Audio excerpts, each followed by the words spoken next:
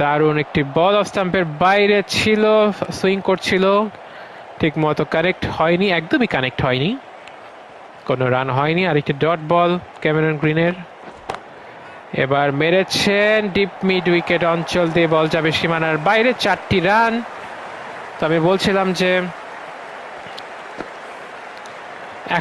এখনো সময় আছে অস্ট্রেলিয়া টিমের এই ম্যাচে ফেরত আসার, যদি তারা 5টি উইকেট ফেলে দিতে পারে অথবা বাকি 7 ওভারে ভালো চেক দিতে পারে, তাহলে কিন্তু অস্ট্রেলিয়া টিম একটা ম্যানেজেবল টার্গেটই চেজ করবে।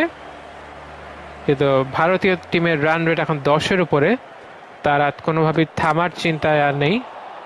কিছু ভালো বল আমরা দেখছি মাঝে মাঝেই, যেটা অফ স্টাম্পের বাইরে লেন্থ বল সেভাবে ম্যানেজ করতে পারছেন না ব্যাটসম্যানরা, কিন্তু সেটা তারা পুষিয়ে নিচ্ছেন 6-4 মেরে।